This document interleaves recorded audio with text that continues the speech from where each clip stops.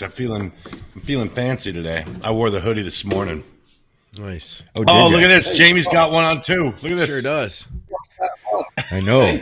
I do not have one on. That's hilarious. The only one that owns the gym and doesn't have one. Yeah. Well, I thought I'd go all mutant is what I was thinking, and then you guys went and repped my gym, so that was nice of you. We're team players. Okay. I'm going to go with these two at bone because they're going to bother me. Okay. Good to have you, Jamie. Thanks for the short notice show up. Yeah, no props. Apologies for the delay in the reply for the text. You know, actually what happened, saw the text pop up straight away. And, you know, sometimes you think, if I reply immediately, like that's just going to look a bit too uncool, so I'm going to wait. I completely forgot about it. So you went to bed for 8 hours, slept 8 hours, got up in the morning, had breakfast, figured you better get back to me. That was funny. Yeah, I thought maybe I thought you were going to say that, you know, when you get like an invite to something and you're like, oh yeah, sure. And then like 20 minutes later, you're like, I told the girlfriend we'd do this. I forgot. You know what I mean? Sometimes you don't want to jump on stuff too soon because you got to double check your day. You're like, wait a minute, what else am I doing? I just thought it might seem like a weirdo if like it hit your back as soon as you put the phone down. Like, oh, Jamie's quick. He's back already. Like, I'm not the sort. Like you're just sitting around the house waiting to be invited on podcasts. Yeah, something like that. Okay. Ready to go, Scott? I guess we're recording. You get the whole thing. We're good. Scott no longer asks if we're ready to go. We just hit the button. We're not live or anything. Go. If Dusty says something that's going to get us in trouble, then I just edit that out later. So what's the conscious thing we're doing just to see if it works better? We're just going to avoid swearing in the first 10 mintes. So here's what I'm seeing. So Jamie, there's a bunch of changes to YouTube, and if there's frequent profanity, and this is funny. So I never pay attention to how much. I should probably say this on the. Let's say this on the show. Is this the show? Are we doing the show right now? Okay. We'll say like, share, okay, subscribe, comment, and ring the bell. Look at that. There we go. It's just bodybuilding. Jamie the Giant Christian on the show. Obviously, hit up IamMutant.com. We got the triple mutant assault, and Scott is now, receiving. You're getting money from Mutant, so you're like with the company now. I definitely am, and I'm proud to be too. It's a great company. You're on the payroll. We should just that's awesome. So So anyways, code 20% off. Dusty 20. Big Ron 20. And Jamie, what's going on? Do you have a code in Europe with the European sites or anything? Have they figured that out yet? Jim told you to say this. Jim said he's still getting the European code ready. Nice. They said he took nearly a year. But TMG 20 does work for Canada and US. So did you say TMG 20? TMG, the Mutant Giant 20. Just in case you guys don't, take all the customers. Okay. So your code works too. Okay, cool. The Mutant Giant 20, TMG 20. Okay. Go ahead, Scott. You're first up on deck. Tell us about YouTube's new rules. Man, so a bunch of channels are just getting slaughtered, totally demonetized. And so 2023 hit and things are sailing smooth. And then all of a sudden there's a bunch of speed bumps that we're hitting. And one of them is vulgarity. And so if you, the thing used to be like if you swore in the first, few seconds that you couldn't monetize that program. And then now it's a longer period of time. So just to be super careful, we want to just watch the vulgarity, but especially like in that first 5 minutes. But if there's excessive use of vulgarity and they don't differentiate between words, so like the S word and the F word, it's all the same across the board. And so I thought to myself, so last week, Wednesday's show got demonetized. And then I go to put out the show on Saturday and I was like, well, I'm going to try to clean up some of the vulgarity. Now, if you remember, we had a segment that was called Things That Make Ron Say F That Guy. Yeah. I swear, our episode is like a Tarantino film. Like the F word is every third word. And when Ron gets excited, he's like, and then he takes that effing microphone and he walks up to the front of the effing stage. You just hear that effing bass kicking up and everybody just effing gets on their feet. I'm looking, I'm like, man. So I cut that particular word, that's our favorite word. All of us say it. We said it like at least 100 times in an hour. So, and I'm here crying. Like, why are they demonetizing us? It's obviously a personal attack. Yeah. So we just need to be careful, especially in that first 5 minutes. But if it's excessive throughout, like a Tarantino film, then they'll probably pull the plug as well. But yeah. So we should come up with code words, like like they do, like when you're giving a number or digits to somebody, they don't just say like A, it's like alpha or whatever. We could be like if I want to say Frank, that guy, that's Frank. It's the other one, So I've got a list here of movies Son that of a have Bianca. the most frequent use of the F word. Okay. Nice. What are they? These are the list of the top. How long is this list? Top 165 movies. Okay. So I'll just do like a quick, just fun sort of. I'll just scan through and like pick out a few. The Wolf of Wall Street, 180. Nice. We beat that. Easy. Right. Casino, 178. Oh, that makes sense. Yeah. Straight Outta Compton, 167.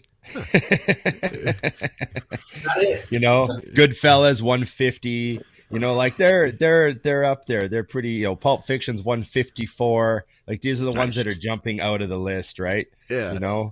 It's funny to see Scarface, 170. He's up there. God damn. See? Don't think you can say either of those words. Now you're getting us in trouble. Yeah.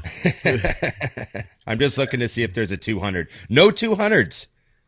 We could be no 200s. Let's do it. We easily do that. If we hit like 60 in an hour and we weren't even trying, if we actually put some heart into it, got Ron talking about music, there's no question. I'm so happy that Ron is the one that stood out. That makes me feel a little better. I just assume like it's a little me. bit surprised. I have to take a look at my vocabulary.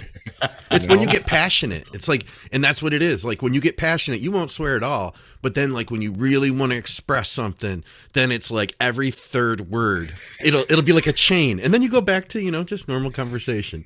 Just right back into like change it up. Okay. Yeah. Well, I'll be aware. They say geniuses use profanity. There you go. They do say it is a trait. So let's start. Let's start with Jamie. What's going on, big man? Tell us about your podcast and why we haven't been invited on it yet. Ooh. Yeah, rude. Well, it's early days. First of all, I'm going to find it's very difficult not to swear because I swear a lot. Well, you're dropping C-bombs like to your wife and stuff over there in England. Yeah, it's a challenge. Yeah. Just do your best. Worst case, we can edit in a little bit is acceptable. They say, I think. I remember last podcast we did. Actually, I came off and I thought, did I swear a lot? That's honest. So we'll tame it down this time. But no, my podcast, early days. We've done 6 episodes and we haven't had a guest yet. So we're not there. We are going to be inviting guests very shortly. There's just nothing over this side of the water really that's doing. I don't know, like warts and all podcasts at the minute, not just bodybuilding, but life in general. And I mean, you guys obviously speak about movies and films and other things, and that's kind of what we want to do. You kind of start in the sense that you don't want to concentrate on bodybuilding. You want the podcast to be about more other things. But I think you just end up gravitating towards bodybuilding because that's your main interest, isn't it? So you've always got something to talk about in that regard. What's the plan with guests? You just want to see how the show goes with like the flow, and you guys get used to chatting on the mics and all that, and then you're gonna bring on a few, easy ones to. You're gonna bunt a few out, bring Jordan on, stuff like that. All the guys you know really well. Yeah, I mean, we got a few logistical issues to iron out, I think, because JB&J, obviously videographer, Magic Eye. He has this vision of how he wants a podcast to look, and it's a bit Rogan-esque. And, we're not there yet, but you've probably seen that we've got the microphone set up and we're in a studio kind of vibe. So we envision guests coming to us and being in the studio and interviewing them in person. So I'm not quite sure. If I could, you've been to my house, Ron, obviously the house is where the house is. And then right down at the bottom of the garden, there's a summer house. Yeah, yeah. So that's where the podcast studio is, and the internet is wired from the house down to there. So one thing that we've got to test is the strength of the internet connection, because obviously if we're doing it like this via Zoom or a web call, the internet's got to be up to play, because if it's not going to work like that anyway. Right. Okay. So you're not going to be doing Skype. You're going to be in person. Yeah, that's the plan. So I respect those guys that do those in-person shows, because that's like, getting people there is now a huge obstacle. So, obviously most of the time those guys live in like LA or, like the big ones, easy to get to typically. Well, Rogan's at the level where people board airplanes to go to see him, but that sort of thing. But would be a lot more work, and, having people come to your place and everything, it's going to be a lot different than just, hitting the little button, click record. Hey, hello. Jamie, you got to think about this a little bit though. We've been doing this show for like 2,000 episodes, and Ron and I can't be bothered to get here by 1:30, and we're in our own houses. Yeah. It's going to take some commitment. It's going to be real tricky to get people to actually show up. Especially bodybuilders. I came down the stairs I looked at the clock, it was 1:30, and I had nothing on the table yet. I was like, all right, so I'm late today. But I still beat Ron, so that's cool. Barely. I was 3 minutes. A win is a win. Trust me, Vin Diesel said that. I seen it. Right, once. right. So I was talking to Jamie, and he was telling me that he had a list of things to get off his chest. His big chest is what he said. He said he was excited for the show because he had a lot on his mind. Yeah, and so do we just let the giant tell us what the first thing on his mind is? He looks very excited. He looks very happy that we're doing this. He's pulling out a He's prepared. Yeah. The problem is now you told me I've got to do it without swearing as well. Well, it's difficult. I just caught myself just now. I mean, this is tough. We're over 10 minutes in. I've got three talking points that have been bothering me of late. Okay. I'm just going to look which one is the first one probably to start on. Oh, this is a good one. So it seems a common theme on social media that we're obviously in a coaching and education culture, but it's completely beyond me why anybody would go to somebody that has no muscle for advice regarding building muscle. Valid. Fair enough. Yeah, there's a lot of people educating on Instagram at the minute and YouTube that haven't got a physique. And if I'm the kind of person that the proof needs to be in the pudding, if I'm going to listen to your advice. Are you in agreement? Oh, for sure. Yes. And I saw a great post the other day. You keep talking about this. I got to find it, but go ahead. Yeah. Well, to me, it's like asking a vegan for a bodybuilder's diet. It's not going to happen, is it? Right. They may have been a former bodybuilder, but the base standard model of a vegan, they're not going to be able to tell you how to build muscle through diet techniques that we might be utilising. So, yeah, that's been something that's bothering me. Now, I'm not speaking. People are going to run away with this, and it's probably about the right time to say certain people aren't involved. There are obviously some fantastic educators in the industry, and there's people that do a great job of doing so. Namely, the hypertrophy coach. He's not the biggest guy, but a great physique and an insane amount of knowledge. Jordan Challows is the same. He's got a great physique and a great amount of knowledge. These are not the people I'm trying to talk about. It's up-and-coming people, some people that I think are trying to make a name for themselves.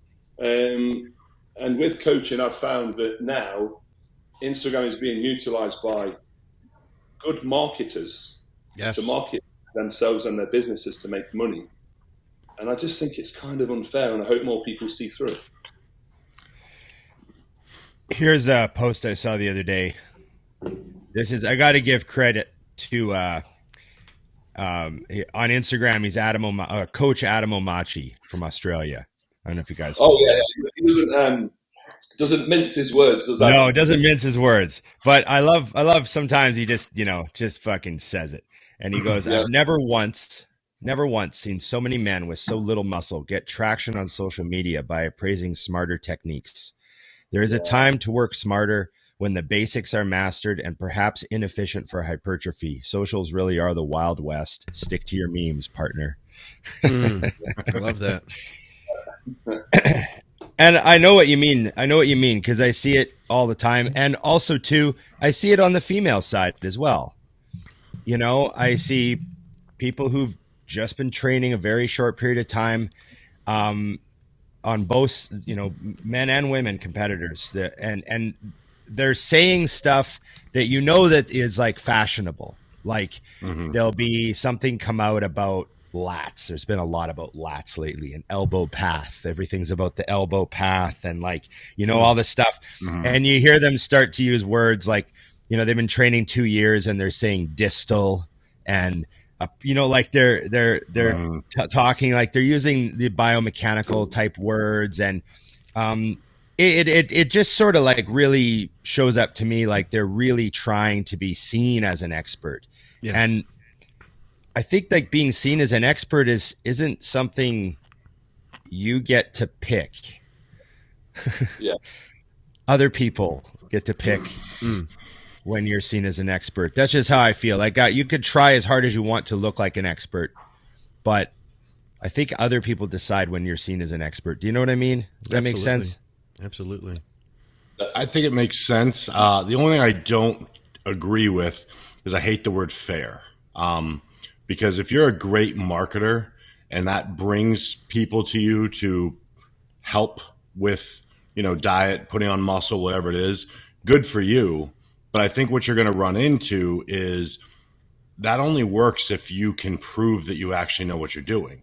You know, how many clients do you have, Ron? I don't actually need the answer, but that have been with you for years, or they leave to stop bodybuilding or to take a break and they come right back. Yeah. And the reason is because they have proof, because they got results. I think results ends up being the staying power for everything. I don't do any marketing on social media. I mean, I don't even do my own like before and afters for clients. Like if a client tags me, I put it up. That's it. Like I tell all my clients, like if you tag me in something, I'll put it on my story. For whatever reason you want it, it'll be there unless you put shitty form or something. But for the most part, that's it. And I get people that reach out daily with the possibility of training. So I think results start to spread. And if you're just a marketer, you know, like I said, good for you. I don't ever take something away from someone who has a talent. But if you don't have the ability to close from there and give me the results, back it up. All you did, you got my money once, you know. It really comes down to who do you go back to. It's like anything, you know. I mean, I got a real estate agent that helped me buy 2 houses, and it was just because I didn't know anyone here. And I won't use him again. He didn't work at my pace. I'll just go get my license and do it myself because people don't move fast enough for me. You know, that kind of stuff is how I look at those guys. And at the end of the day, if you can get me results, that's fine. But there are certain things that a book will not tell you. And I think that's what people miss is you cannot explain to someone who has never been through, whether it be just an absolutely brutal set or a prep where you just feel like, am I going to survive this day? Or a prep where nothing's working, no matter how. I mean, we've all done every single thing or worked around an injury for 12 weeks during a prep. These are things that when a client comes to you and has a problem, I love that my bag of trips is so deep.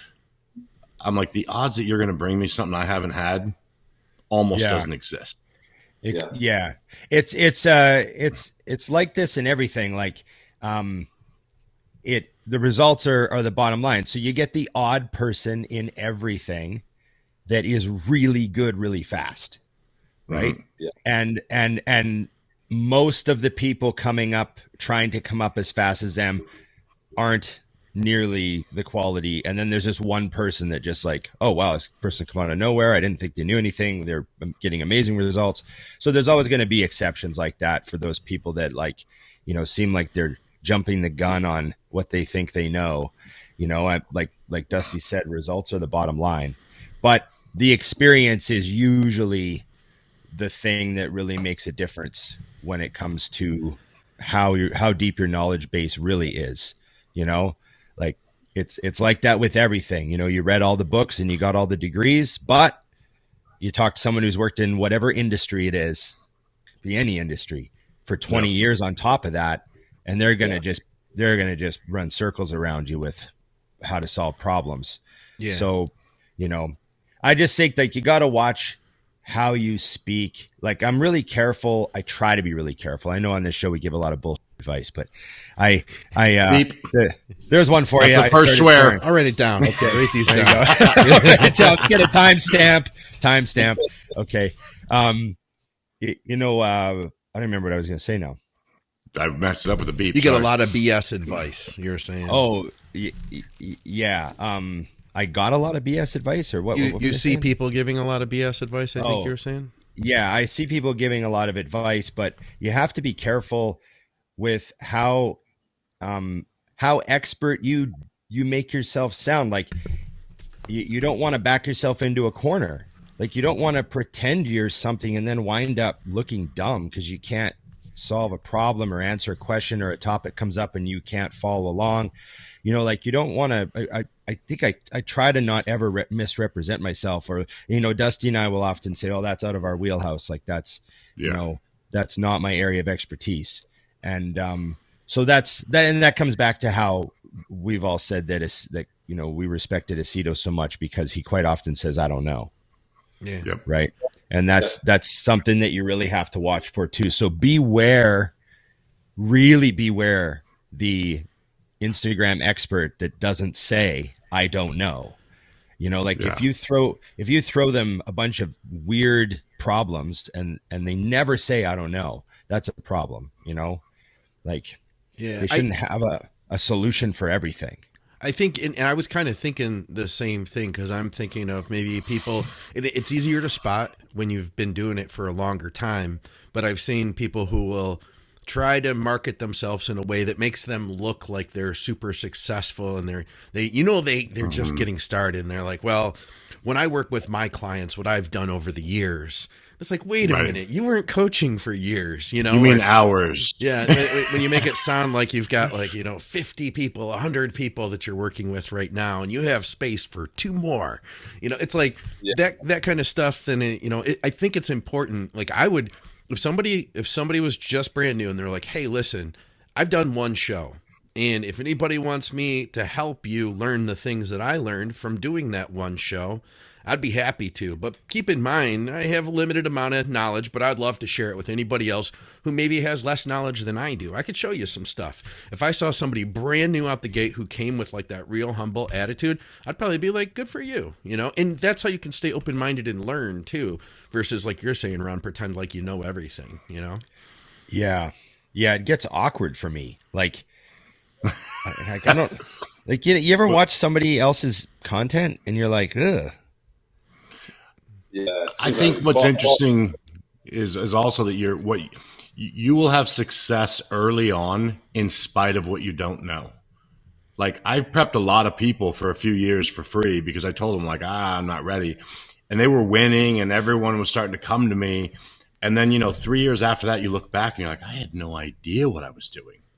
Like, the calories were way too low, but you knew enough to get like I said, a result.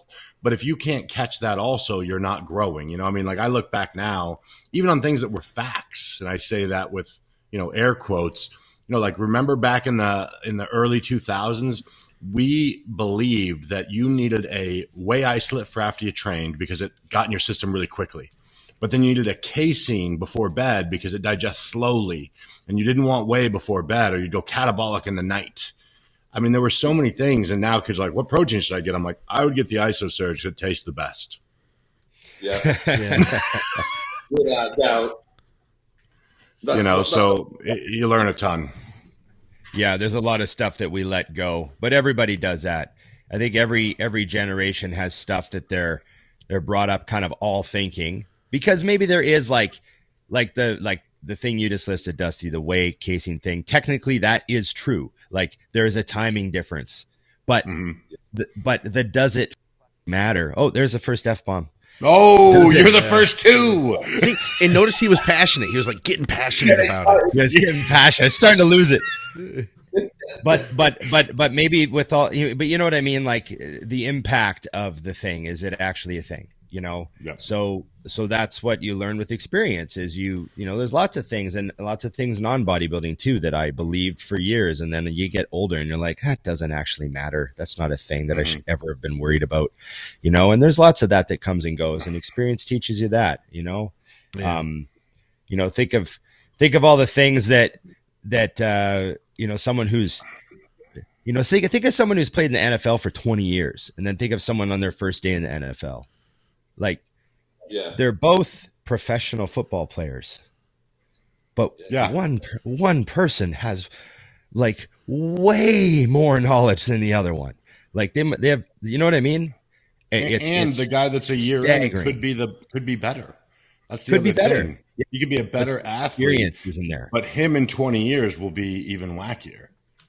Yeah, experience is huge. And sometimes we don't think about what experience means. But when you think of something like an NFL player, you like, because of the physicality of it, it really sort of like, wow, that is a lot. Can you imagine like 20 years? Well, that's like with any job, 20 years of problem solving.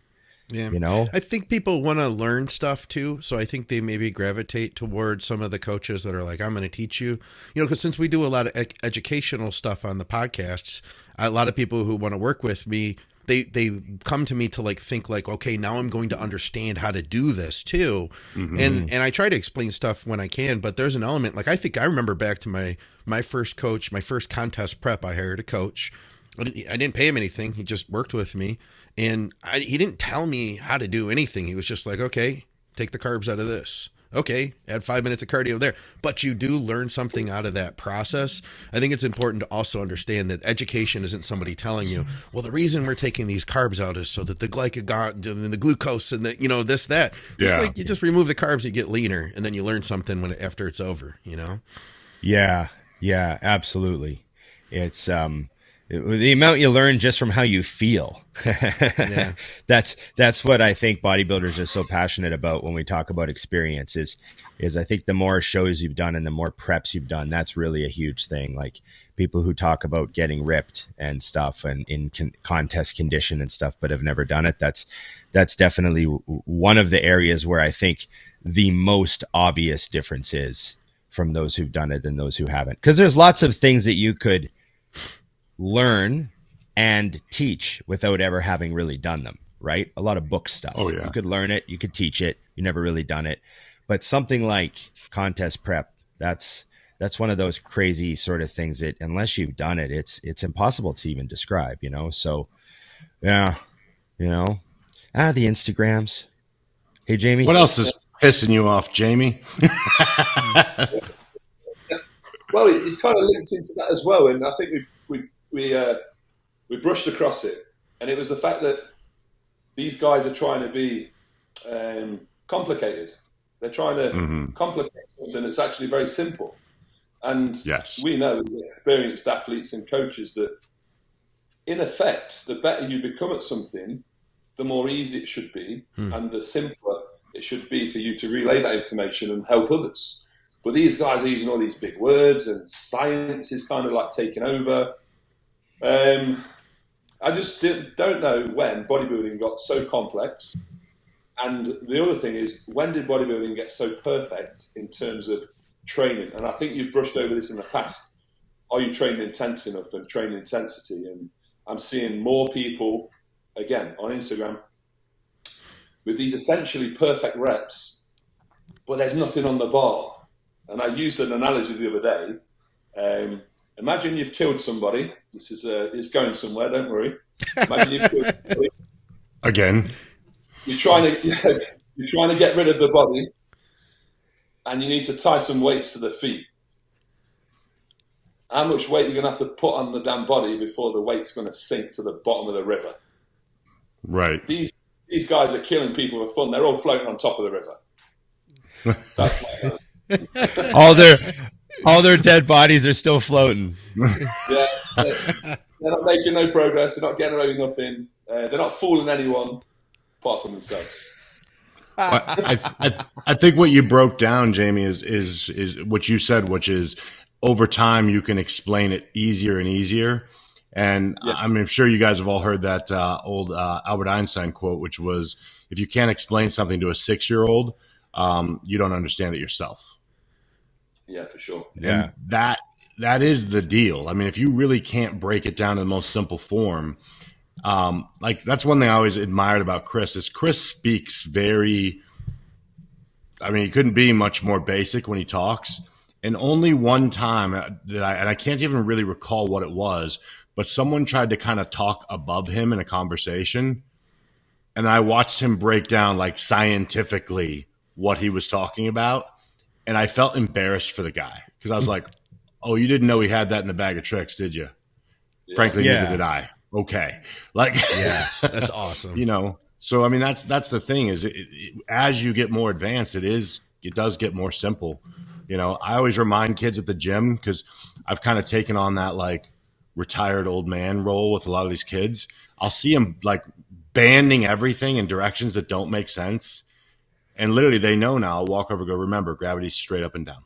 Just keep that in mind. Right. And then walk away. You know, I mean, because you see all this stuff. Good catch. Good job. And I'm like, I want to ask, what do you think you're doing right now if gravity's no? Okay. Right.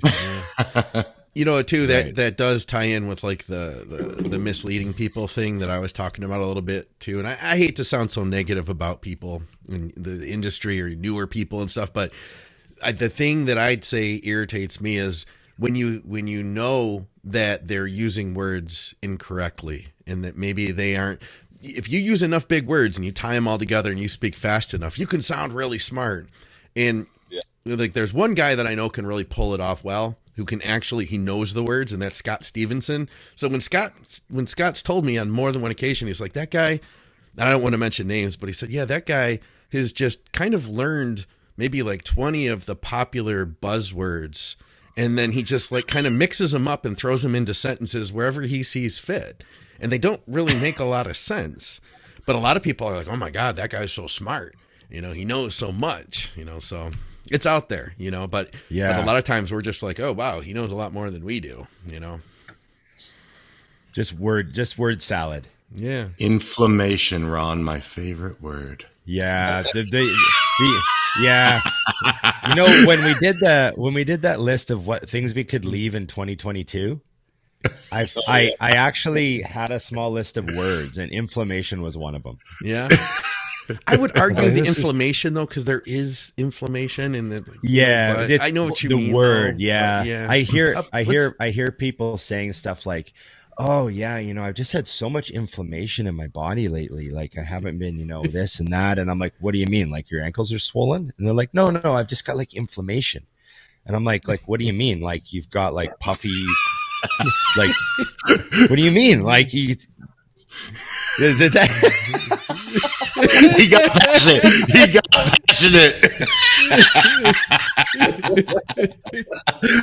Ron's never going to be able to speak again because of this episode. It's completely oblivious. Currently, you know what I'm trying to say. The score is 0-0-0 to 3. We should have a little scoreboard on each person here for the show. Okay. You know what I mean, though. Yes. I was that word got to me because everyone was using it. Was a real buzzword. It was like a real huge buzzword. The inflammation thing. People talking about inflammation and talking about, oh, that food causes a lot of inflammation in me. And I'm like, what do you mean? Yeah. Like, do your ankles get puffy? Does your gut like come out to here? And they're like, oh, just digestive issues and inflammation. And I'm just like, but you have to have like, do you have a photo of this inflammation? Like, he's going to do it again. It's coming. Uh-oh. The on the beginning of photo was almost an effing photo. Oh, okay. That was great. It'll take practice. I might be having more fun now that we can't swear. And by the way, I should add, guys, it's not just for the monetization, but if we don't, and I forgot to mention this part, if a show is not monetized, then YouTube does not push it out into the algorithm so that more people find. That's where the real issue is. Yeah, you know? it's not like we're making big money off these ad clicks on our views. It's that it hurts the growth of the channel. Yes, we forgot to mention that part. Whether or not you see an ad for a razor at the beginning of this is not important to me. Yeah, or whatever it is that YouTube decides to show you, a sex doll or whatever it is that you're going to get shown. Whatever's in your based on particular. Whatever your clicks in your history, dictate. I believe. Yeah, you know. Yeah. Oh, not that I'm judging. You know. Okay. Jamie, okay. what else did I interrupt man? Jamie? I think I interrupted Jamie. Was he talking about something? I think we're good. He's just triggering you. Every he's triggering us. That's what's happening here. I love it. I freaking love it. I will not be triggered. I will not be triggered. Go ahead. You had something to say. Yeah, because I know last time Mutant did a meetup and Vegas was a bit kind of off limits in terms of speaking about. Of certain Mutant meetups are able to be talking points. I'm gonna do it. Let's do it. Yeah, sure. Yeah, as long as there's nothing secret about the company, but yeah, go for it. It was because we had you guys coming in last time, remember? So Shaun wasn't announced yet. Oh, yes. I don't even know. Maybe you were or just barely were, so that's why it was not talked about. That's right. I was just going to say, who's getting the cigars ready? I'm bringing these edibles that I have from my last competition. There's 3 left. This is I had the one, and I was baked out of my mind. Definitely don't bring anything. Don't bring anything into the country, though. Technically, you can't bring anything in. Okay. Yeah, you gotta have your own. Yeah, we'll just buy it on the way back from the airport. No problem. Do it every time. Or the guy in the van shows up. Yeah. I know a guy, and I'm not going to mention any names because I'll incriminate people here, and I don't want to do that. But I'm going to say I know a classic competitor at the Olympia that went to Vegas with a suitcase full of gear. Literally, I'm not joking, probably quarter of his suitcase full of gear and in needles, the whole lot. Not for himself, but for a couple of friends as well. Got stopped at customs and got a mark against his name. Ooh. This guy's competing in the Olympia, by the way. Got a mark against his name, but allowed to pass through.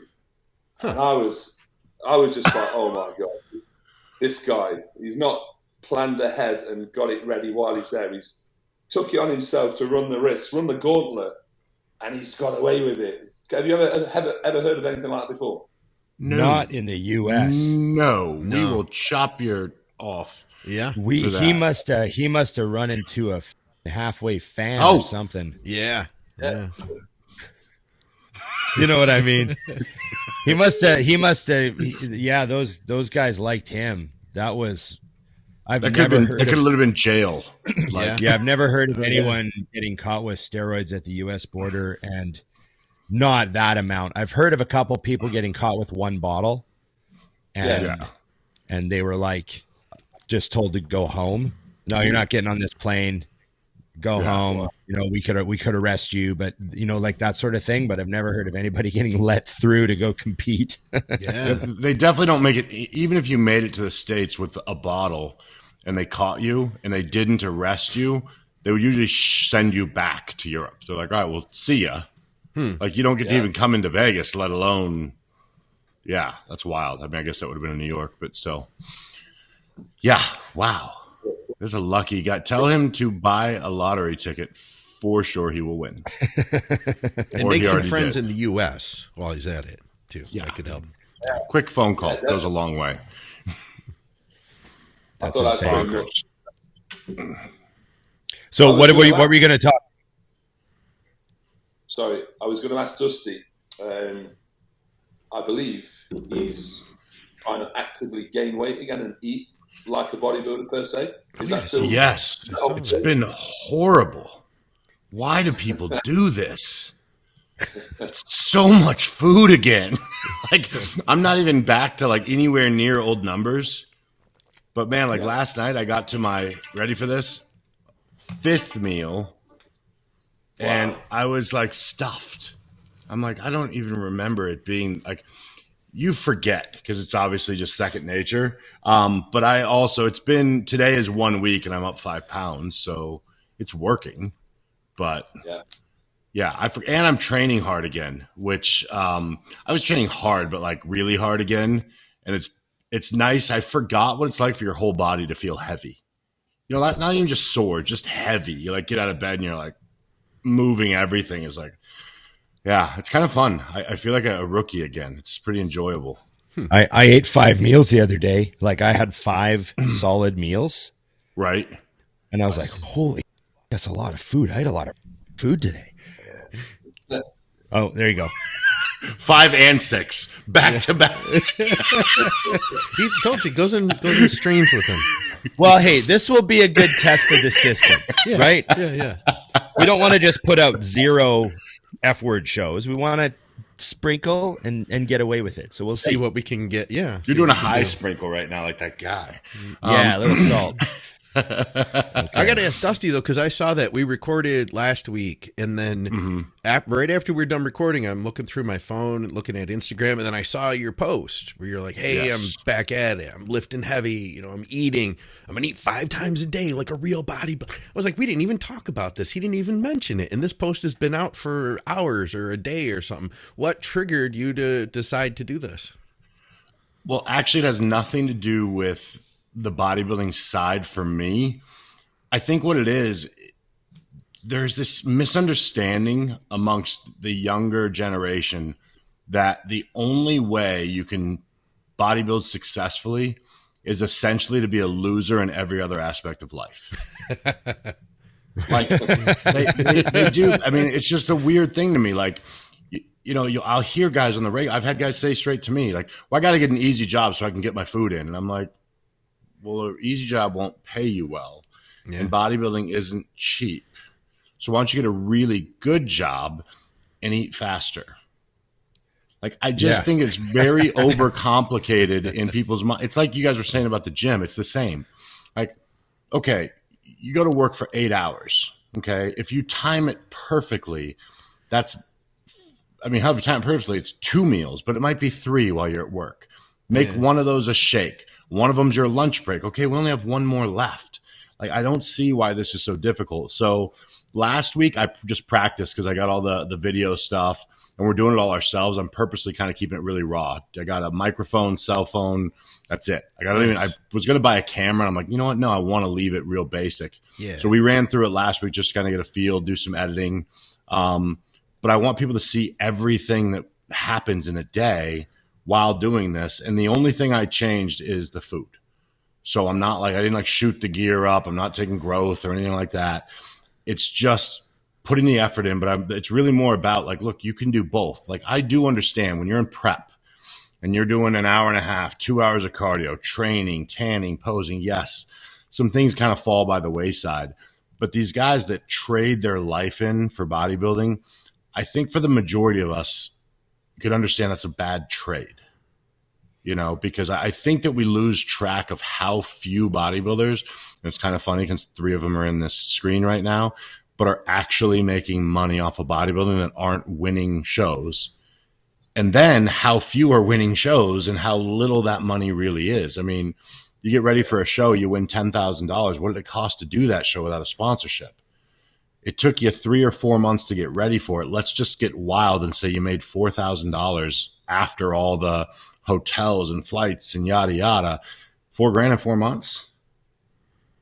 Yeah. It's not a great trade, you know? So I just kind of want people to see that, because the things that enrich, like, and I did this when I was bodybuilding at a higher level, my life was more simple. I just had me, my wife, a business. It was quick and easy. Nothing that involved other people, really. Now, bodybuilding is more exciting because it literally, like, I mean, Jamie, I know we've talked about this briefly. Like, if you leave your house to train, to do whatever, you mentally know you're taking away time from your family, from other things. So you need to up that intensity while you're there. but you also have to get your home and get back to life. You don't have to sacrifice one for the other. And I think, again, that's another thing you can look at with kids is you could show kids you can have goals and be a good dad, be a good mom, be a good husband, be a good wife. So that's kind of really what I'm hoping that it shows is like, I didn't all of a sudden go back to one dimensional. And I don't, like I said, I was up to 290 already. It was 286 something when I started. So I guess a little over 4 pounds. I'll be at 305 in a heartbeat. Fat. Yeah, of course. I just say donuts. I didn't say what the meals were. I just said there were 5 of them. But you know what I'm saying? It's really more that part. And the training will be in the videos, but just back when I get into like some fun top sets and stuff like that. But the hope is just that people see you can do both, because I'm really glad that my career set up in a way that bodybuilding didn't cost me my future. And I think for a lot of people it can. Yeah. I sometimes feel like, cause I was very all in. There's a lot of things I immediately sacrificed at a young age. I just said, nope, not doing that. You know what I mean? Like I look back and I'm like very fortunate that as all in as I was, and as like, no plan B, to steal Clarida's line, as no plan B as I was, because I was a very like I fully and 100% identified as a bodybuilder for the vast majority of my life, all my 20s and 30s. I was like, what do you do? I'm a bodybuilder. Like, it was 100% of what I was. And, but I still had a couple of speed limits in my head, drug use limits, right? I had these speed limits I wasn't willing to go over. And then I had these financial speed limits. Nope, that's too much. I'm not spending that. Nope, not using growth. The farm growth is way too expensive. Not using it. No, I'm gonna. I got this to do. I gotta buy a place. So I just sometimes I just thank my stars that I had at least those 2 speed limits. You know what I mean? Because I could have, I had no other speed limits, right? Yeah. And for some reason, I don't know, just the way I was brought up, or influence from somebody. I just think, man, those were the 2 speed limits that kept me from being, the guy that any money left after and nothing to do. So there you go. You know what I mean? Like no, but I love that you said that though, because the speed limits is a great example.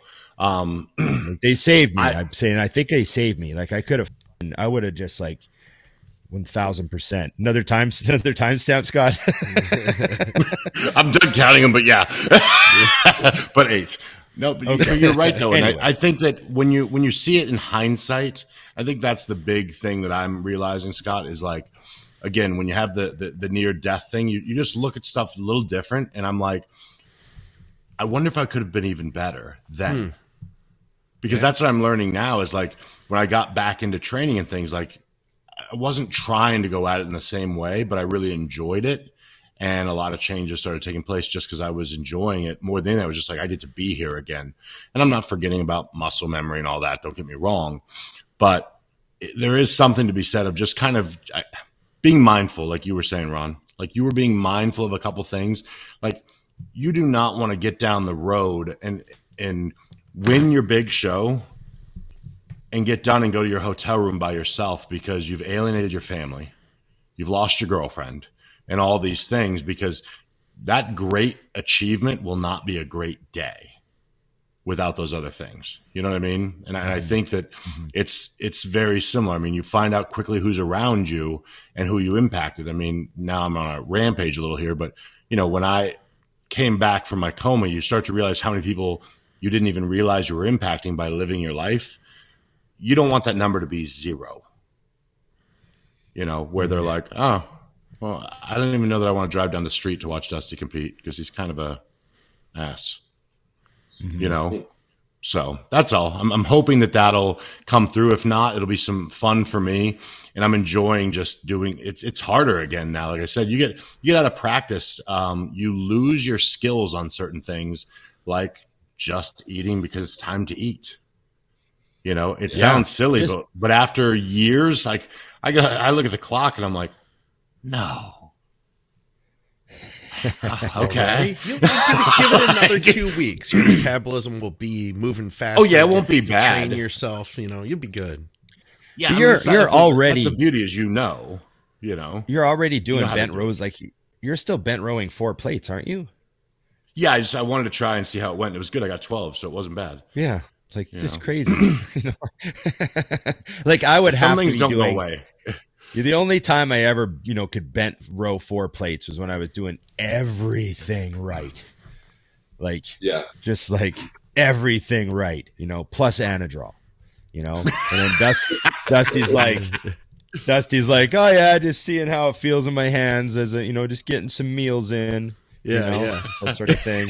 In fairness, I had 4 days of heavy meals before that lift. Yeah. So, but it is fair to be said. I think Jamie will agree with me here. Like Jamie and I, as far as Gen Pop go, we're both big, strong guys relative to the average person.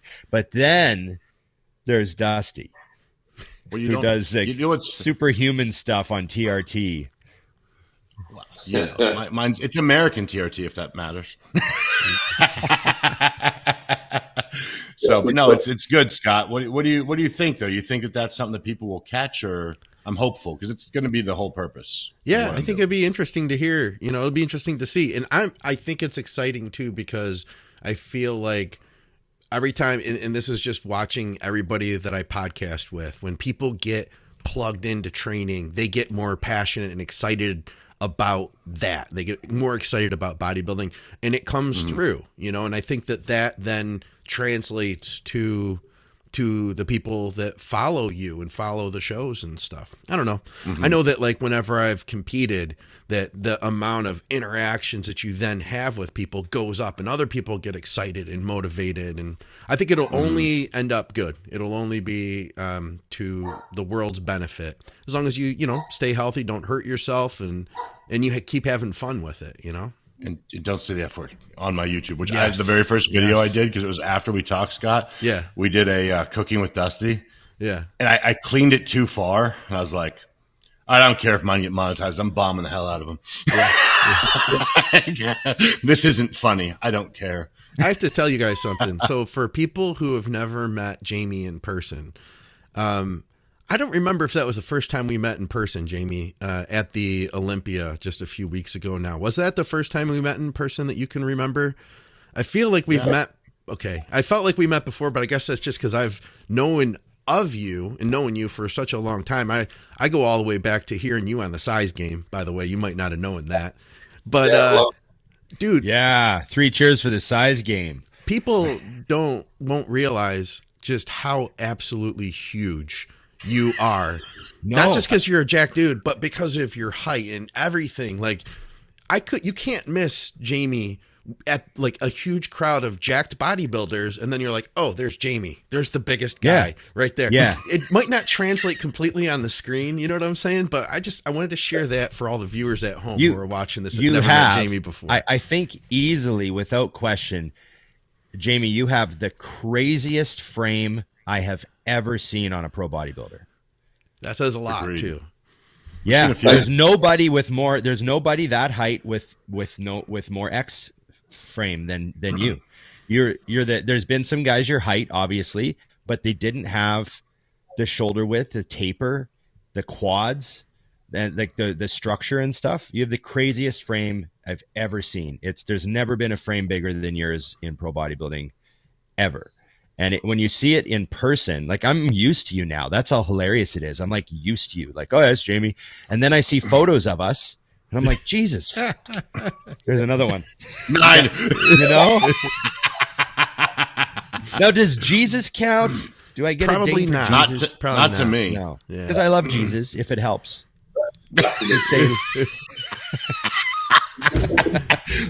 Oh wow! I'm gonna leave my comment. Okay. Yeah, but are you aware of that, Jamie? Like, do you feel bigger than everybody, or is it just normal to you? Like, you look down on everyone in a nice way. The only time I notice is when I have to look up. It's like, this is weird. This is not the norm. So who have you looked up to? Like Brian Shaw? Have you met Brian Shaw? I've not met Brian in person, but there was this guy at the expo who actually brought me some strawberry flavoured Rice Krispie Square bars. Oh yeah, those were in the back. I saw those in the back. I might have had one of those. He did make a point of when I asked him how tall he was. He says, "Oh, I'm 6'6", the same as Josh." And I think that was just like a backhanded way of saying Josh was taller than me as well. I was like,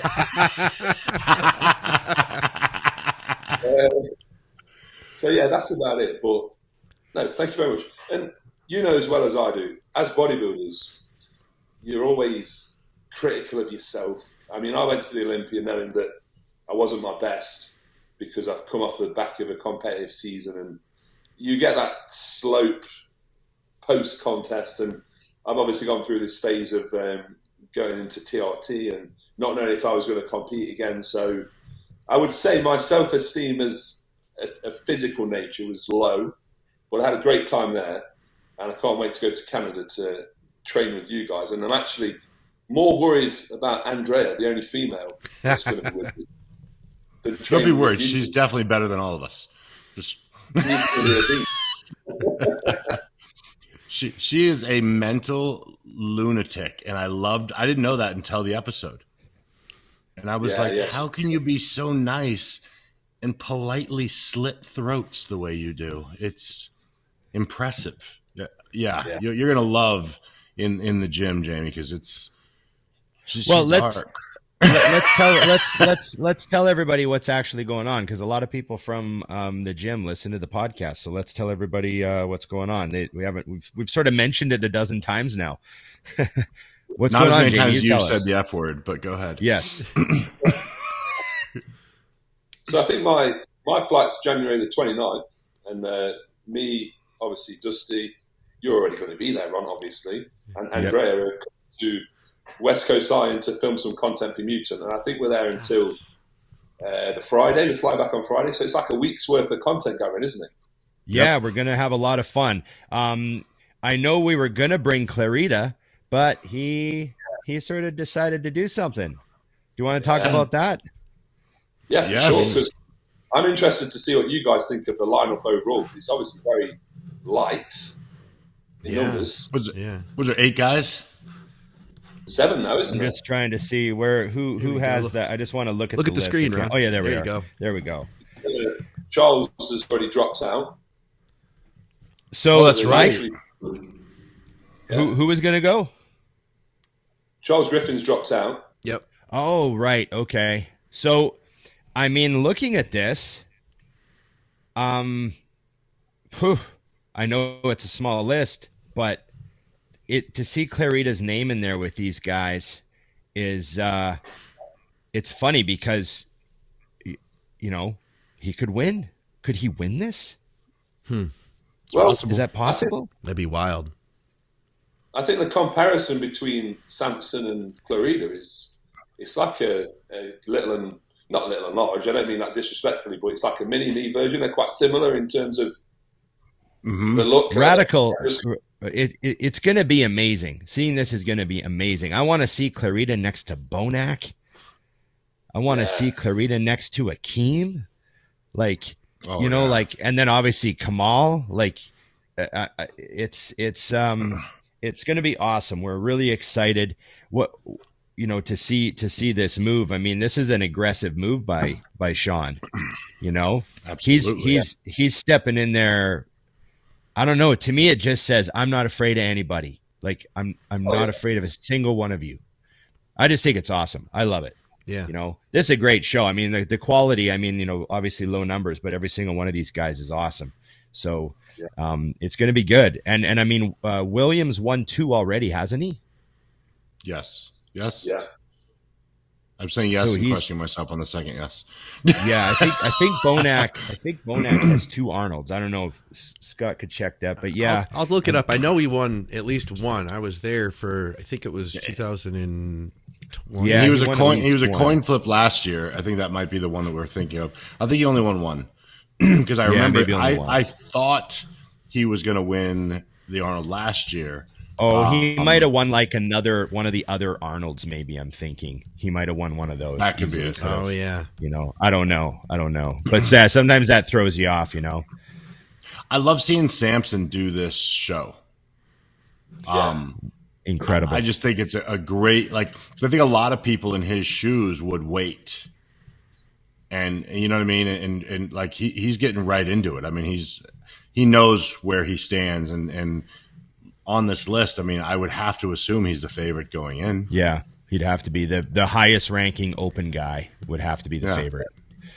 But can you imagine what hey, last call out, you know, final call out, Samson and Shaun.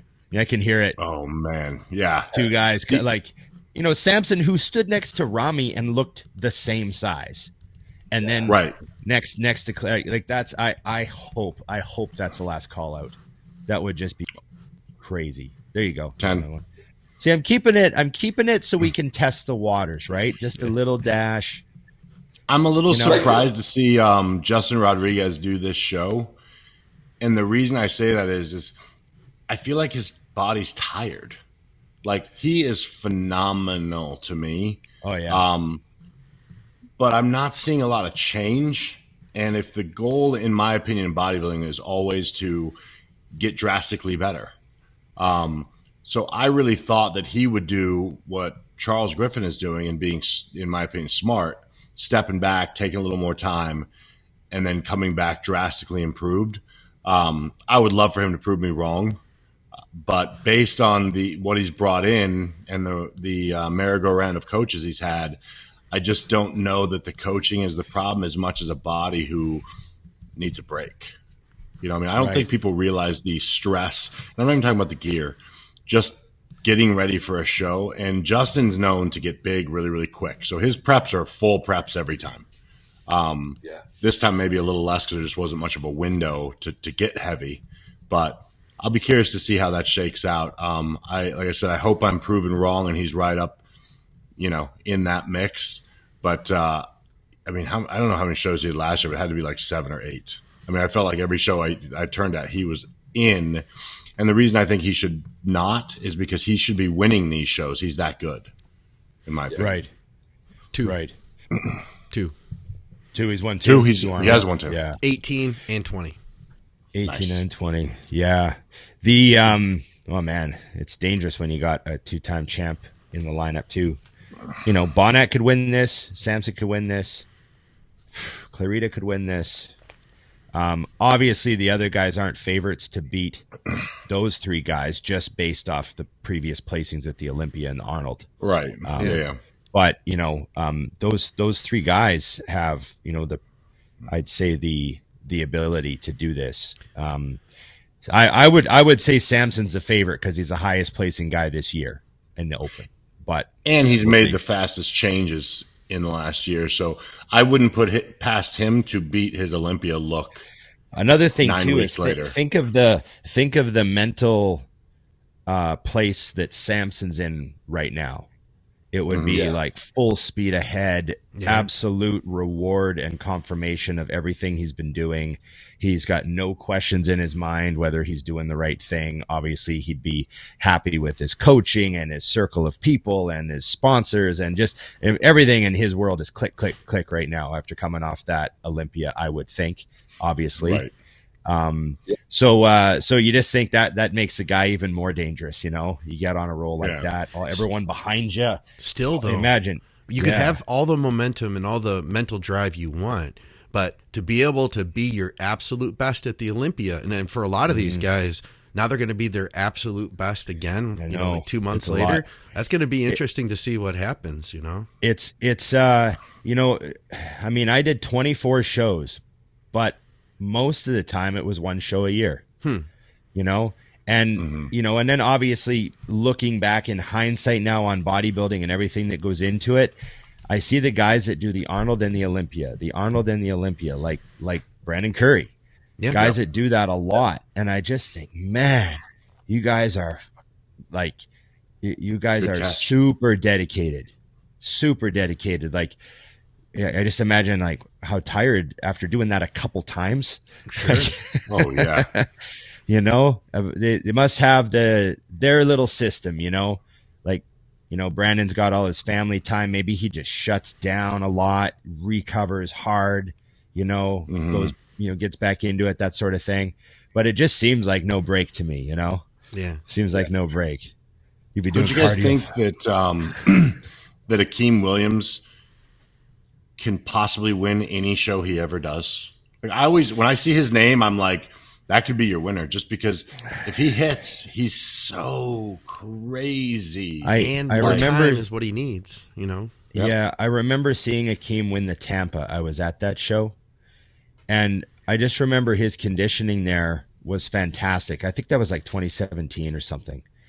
But his conditioning was fantastic. His glutes were pretty striated, and it was just a crushing win. Like he easily won. It was a tough lineup. Like it was a lot of good guys. You know, the Tampa was it was a good show, and he smoked it. And how high has he been at the O? He's been like, wasn't he sixth one year? I thought it was 6. That's exactly what I was thinking. So it might be right. You know, so we know what he's capable of. But I just feel like the condition from the back just is never quite as you know, just where it needs to be. It needs to be like that sick, like, you know, when you turn around and you see the glutes on you know, the guys that are shredded, and you just think, man, if Akim had that, his mass would look even more ridiculous and crazy. So I always feel like he's just kind of off from the back. That's what always kind of hurts him for me. And but yeah, I mean, like he's very, very dangerous at any show he does. And, you know, I mean, he was where he was at the Olympia, and with 9 more weeks, you know, maybe he figured like, hey, I'm going to diet for 16 weeks into the Olympia. Maybe he needed 9 more. You know what I'm saying? Yeah. Who knows what'll happen? Yeah. He could be like the most improved, you know?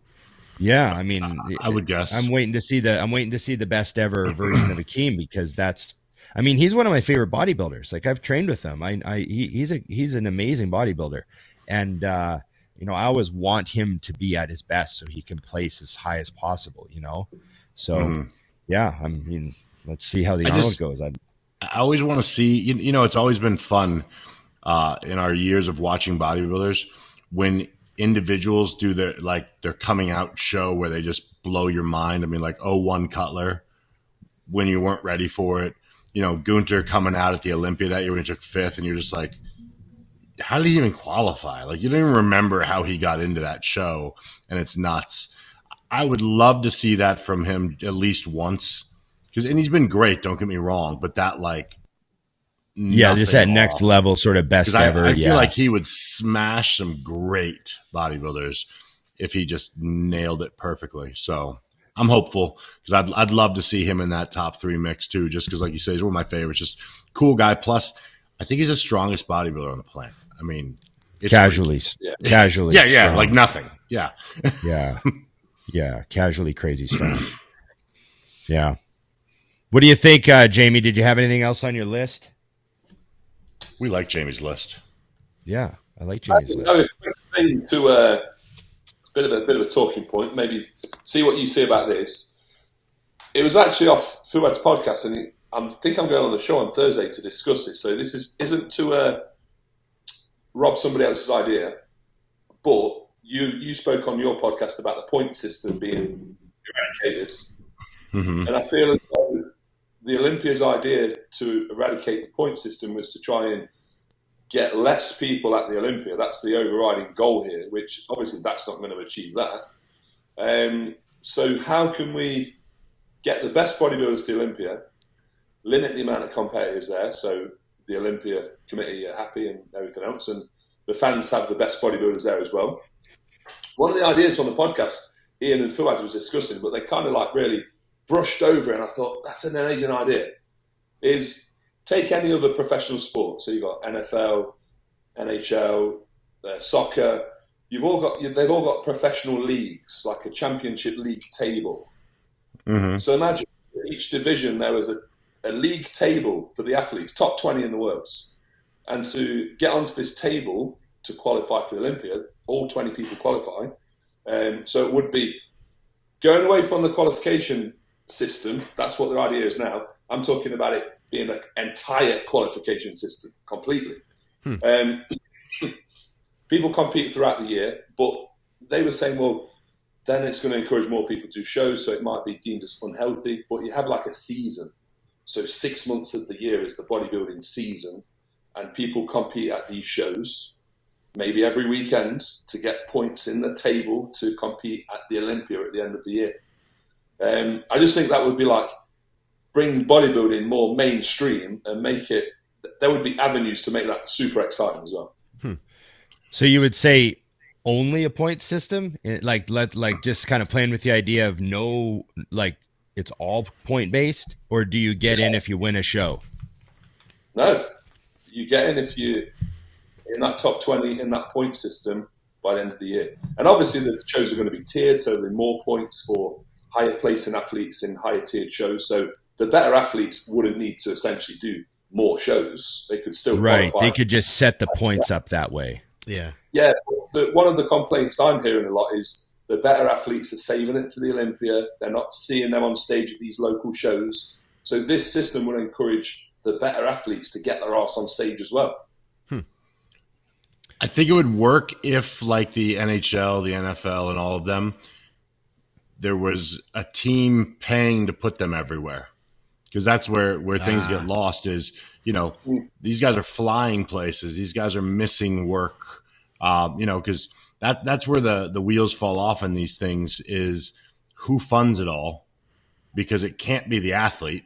Because like I was just saying earlier, there's just not enough money to make it worth it. I love the idea for the show, but the IFBB would have to fund it for it to work.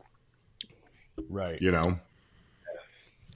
I really like the idea of like when we were talking about the bracketing kind of idea, like I don't know, I just thought that was cool.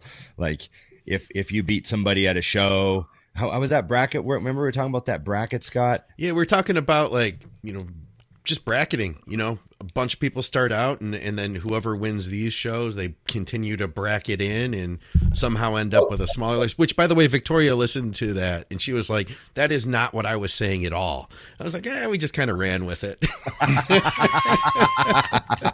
You completely misrepresented my idea. Yeah. You do not ever say my name and what I said. You don't listen apparently. Yeah. The thing about trying to get fewer competitors in the men's open and in the they're talking about all the categories, right? Just fewer competitors. Yeah. I mean, so they're just taking away the point system. How many guys were even in on points? There was like 2 because Kuklo, who qualified on points, didn't go. I think Justin and so it's not going to even do its job, is what you're saying, right? Yeah, that's the thing. I'm saying like it's not even really going to make much of a difference. They're trying to get rid of like what they want to get rid of like 10 guys, but only a handful of them are on points anyways. So there's going to be more shows this year coming, or perhaps less time until obviously November this time. It's top 5 requalify for the Olympia, right? Yes. It used to be top 10. I remember the days when it was a top 10 at the O get to requalify. Yep. You know, there was a lot fewer shows too. But I mean, what if they just go back to just the winner? Just the winner. Winner requalifies. Like all the winners qualify for the whole year, no one else. Everyone has to win a show. You know, that would knock. You'd have Nick Walker showing up at a show. You'd have Derek showing up at a show. Just think of that. It would drive those 4 guys in the top 5 to these other shows, which would then cut down on the number of guys come. You know, they would obviously probably win their shows most likely. Yeah. So there's 5 less guys at the show now. Like maybe that's one of the things that they got to do. Just taking away the points doesn't seem like it's going to make enough of a difference if that's their goal. We kind of talked too about like what if there were tiered shows? What if say like something like this? Say if you do like the Detroit Showdown, you have to win 2 smaller shows like that in order to win, in order to get in. Right. But if you won we'll take like say we had 5 shows that would be on the caliber of like the Arnold and the New York Pro, and then we added in a few more there. that those would be, you only had to win that one kind of thing. Right. But, you know, I don't know, something like that. Yeah. Yeah. There's a lot of ideas, but, you know, they want less bodies on stage. I also think half the problem is they have to rework how they run the show. Cause that whole, you know, the whole like show taking forever complaint. I think they sort of said, oh, it's because we had too many athletes. But no, there was other things you could have done too. That's a good point. You know, there were some categories that were like, wasn't there 58 guys in classic? How the hell did that happen? Crazy. Yeah, like 60 of them. That was crazy. Was there that many shows? Like there's 50 some shows a year now in classic. Like what am I missing? Yeah, we didn't even know that. I think because of the length of time since obviously the Olympia was in December, and then the qualifying system ran extra long because of that. Oh yeah, that makes sense. But that is the issue, isn't it? Classic, men's physique, bikini. It's the three other categories that are causing the issue in essence. Because who doesn't want to see 30 open guys at the Olympia? 30 of the best. I'm fine with how many were there? 30. About 30, yeah. Yeah, I'm fine with that. I mean, 20 is a little bit more sensible, but yeah, I get the point. Yeah. You know, there didn't need to be 58 classic guys. No. We think about something for them. Let's maybe you could just like 30 qualify, and if anything above 30, you just hang them or something. Based on imperfections on their physique, maybe one's got 4 toes, hang him, done. Right. Yes. Just eliminate them. Everyone has to send in their mandatory poses and get compared to Bumstead, and if they can't stand next to him, he doesn't come. Nope, you're not in. Sorry, you won 3 shows, but you can't stand next to him. Never mind. No, I also think, I just think, you know, like the 58 guys in classic this year, you think, okay, so like, you know, literally what, 45 of them must have known they had no hope. But they came anyways. Like that's expensive. They all have sponsors paying for everything. Like that's a lot of guys. You think of like Steve Kuklo didn't go to the O because he's like, fuck, you know, not my year. And then these other guys like all showed up. That seems a little crazy to me. Yeah. I don't think that everyone takes the full business stance, you know, because for example, and don't worry, nobody, I don't think this would happen. But if Ron or I slipped and fell and qualified for the Olympia, we'd go. That's true. I'm going. Yeah. Like, get me my jacket. Get me last place. I'm out of here. Nice. Jackets are so. I'd go just to get the jacket. I would go if I was a pro just to get the jacket. You're so right. Those are the coolest jackets. I would wear it every day. It would be on every episode of the podcast. It'd be it. I'm just done. I'd have little ones made for Harvey and Donna. It would be nuts. My dad took last at the Olympia. And we don't even know how he qualified. He paid. We'll just say Olympia qualified, Dusty. No last. No 16. Yeah, they got Olympia qualified. It's like a nationally qualified. I'm not looking at the Instagram bio perks, I guess. Yeah, exactly. Look at my bio. I would actually write last place because I'd still be like, I was there, B. Yeah. Oh, good stuff. Yeah, I don't know. I do think that they really just need to. My biggest complaint that would save everything for me is put the men and women on separate days, you know, and really call that a day, because I think if you can quickly cut people in prejudging, I mean quickly, quarter turns, you know who's not in the top 15. Bye. And then get rolling. And then as an athlete, I think you're going to be a little more reasonable with yourself too. Like if you know there's 58 guys and you're not anywhere near that top 15, maybe you're not coming to do quarter turns in front of your family. That's probably, at the end of the day, Dusty, I think that's probably the best and easiest solution is for the show, the way the show is structured, to just be a bit more brutal. Yeah. You just have to say, I mean, you know, that whole, you know, at the regional level, everybody gets to pose because you want them to all get their stage time and their experience, right? And obviously, as you move up the ranks, things get a little bit more, sorry, no posing routine. It, you're not top 5, don't get to pose, that sort of thing. Mm-hmm. But I have no qualms with that level, the Olympia, being savage. Yeah. Like absolutely savage. Like I went to prejudging and 10 minutes later I'm done. I don't really have a problem with that because maybe that's all they need to do. Maybe if they just do that, then they don't have to screw with the system or change the points or any of that stuff. It just sort of does it for them because those huge categories with all those people, that will be where you'll see the reduction. The reduction will be harsh. Like 1 year later, it will be half as many. Think about it. 43 people would be cut in the quarter turns. Yeah. First like round. Boom, boom, boom. And Don't that see would them be again. quick. And I think at the expo. And I do think that you can do that at that point. And now you've got a show to watch. Yeah. Yeah. And now everybody can spend the rest of the night at the night show when they go to the big venue at the arena. Everybody can spend the whole night looking at the top 15, and get a good look at them, So that would be maybe an idea too, What do you think of that, Jamie? Just being savage at the judging table.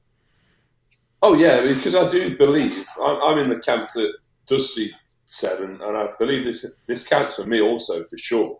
If I was to make it at the Olympia, I would have no ambition of doing anything at the Olympia other than stand on the stage, represent my best physique, and collect the jacket and see you later. But the fact that I'd get there, the sense of achievement and just being there, being backstage and soaking up the experience, I'm all for as many athletes as possible having the opportunity to do that. And I feel as though the harder it is, great for the fans that perhaps aren't competitors because they're only thinking of the end result. They're thinking of having the best athletes on stage. But imagine putting your life's work, your heart and soul and money into something like bodybuilding and having the chance of stepping on stage at the Olympia almost taken away from you because people have this idea of saving money or whatever it is. I think as an athlete that's probably on the outer circles and on the brink of being able to qualify, that is still a huge incentive in your kind of goal system for the year, let's say. Mm-hmm. So letting people get there, fantastic. Being more savage at the Olympia, fine. That's got to be expected because it's the Olympia. But I would say measures at the Olympia perhaps concentrate on those rather than stopping from people actually getting there in the first place. I like that. I like that too. Yeah. Qualify I know what you mean. Keep the points, it drives people, blah blah blah, but then just make the reality what it is at the O. Because I think what people are missing is it didn't get easier to qualify. Like those guys that all qualified, damn. I mean, and that's the part that gets missed. It's very similar to, getting your pro card, like on a lower tier. That alone is like, wow. Now you might never be a good pro ever, but you were able to do that. I mean, that when I was chasing a pro card, Jamie, it's where you are with trying to get with an Olympia. I just wanted to check that box. Yeah. I came to do this, did that, done. I never thought, okay, now I'm going to go to the Olympia. There was no confusion on where the stance was, but that was a huge step. And, I can tell you this, and it might be a weird comparison for people, but you know what the greatest part of turning pro was for me? About 3 weeks after the Olympia, a guy met me and I was at the gym and I had, tank top and he's like, "Oh, are you a pro?" And I go, "Yes." That was it. I had never got to say that before. That was the big, I was like, I got to say yes. Yeah. This is amazing. Yeah. So, you get to do the Olympia. Like you said, you're not thinking this year when you were shooting for the Olympia, you weren't saying, and once I get there, I'm going to wreak havoc in top 5. You weren't definitely lost onto where that was going, but you were going to qualify and then hopefully bring your very best look to the Olympia and see what that is. That's always killer when somebody does that. I notice the odd guy shows up just in crazy shape. He knows he's not going to place, but he comes in great shape. Like some of the guys in the back of the pack were in great condition this year. So, yeah. So, Jamie, I'm going to see you in a few weeks, eh? So am I. Yeah. I can't wait. it'll be great to have you back here. Dusty, it would be great to have you up here. It's been a long time. I mean, I've already had Jamie at the gym lately, you know, so having My you ink is back fading on the wall. I know. Ink is You got to like fading on the wall. retrace over Color it with back the new marker. Yeah, because you signed the wall before we got the windows tinted. So the sun bleached yours off the wall. Oh man. So yeah, now we'll redo it and it'll be safe now. It'll be safe. There we go. Jamie, are you coming to the Arnold as well? Yes, I'm actually. This is another talking point, but we haven't got time potentially. But I think for another episode, you could perhaps speak about managing an off season in like a busy travel schedule, because you were speaking about obviously Dusty's with the YouTube thing, enjoying it and showing people that you can do this and make progress with a busy schedule, busy life, and a good job. I looked at the diary and I was like, man, we're going to Canada at the end of January. I've got Katie's birthday in Dubai in February, and then the beginning of March is the Arnolds. Yep. And then April we've got FIBO. Yep. May, I've got a holiday with the kids because they break up from school. And it's like, what's going to be in June and July and August? There's something every month so far, so there'll probably be something every month for the year. Yeah. Yeah, we're booked every month. Actually, I already looked at it. We're literally booked every month. That's wild. That's wild. Yeah, we got something to do almost every month. I think there's usually a couple months in the summer when Mutant doesn't do anything with me, but then there's all these shows that happen out here, like the Van Pro happens here and all that. So the gym is like an event in itself because it's, you know, everyone's coming to town to compete and all that. So there's a few of those. So there is something every month for me. There's basically like something that I usually have to travel for, you know? So it'd be great to see you, Jamie. I'm really looking forward to it. I know the members at the gym that know you're coming are excited. And I mean, now everyone will know. And Dusty, there's so much you haven't seen up here. I know. You have to come up and just just come back. No, just come and hang out. Are you guys bringing the wives? What's going on? I'm not this trip because it's tight window with the kids and stuff. 5 days during school week, so we're not. Yeah. For the Arnold, she's coming. Cool. Oh, okay. And you're not bringing the wife, are you, Jamie? You're taking her to Dubai for her birthday, so she's good. That's right. Yes. And I'm thinking about when is the table reservation at Earl's for a big solid off-season meal? I will go there day one, straight from the airport if you want. Nice. We'll do that. Okay. Thanks, Jamie. Thanks for coming on short notice. We've been talking about getting you on, and then me and Scott and Dusty were chatting, and we're like, well, let's just get him on right now. And you answered the call. So it was awesome. Fantastic. Jamie the Giant, tell everybody where your podcast is so they can check it out. Yes. First of all, always a pleasure to be on the podcast. Thank you very much, guys. I do appreciate it. And I'm sorry about the small delay. Hope that doesn't put anyone off. There's no delay. We don't see it on our end. It's good. No, it's all good. Great stuff. My podcast is on YouTube, and it's called The Beautiful Struggle Podcast. Jim did actually say it was a bit gay. Hopefully that's not class as swearing, but I think it's a good name. He just likes to harass you. Harassment, yes.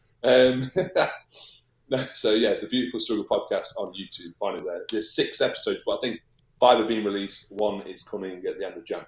And yeah, guys, I'll see you in Canada. I can't wait. Nice. Okay. Good. Thanks, man. Everybody, Jamie the Giant Christian. Remember, what's your mutant code, Jamie? TMG 20. It's so better than 3 runs. You get 25% off. Nice. Oh, yeah. Okay. IamMutant.com, TMG 20, of course. Dusty 20, Big Ron 20. And remember, everybody, like, share, subscribe, comment, and ring the bell. Thanks, guys. Great episode. It's just bodybuilding. Thank you, everybody. Remember, leave questions in the comments so that we can hit you up on our Q&A episode. And it's just bodybuilding.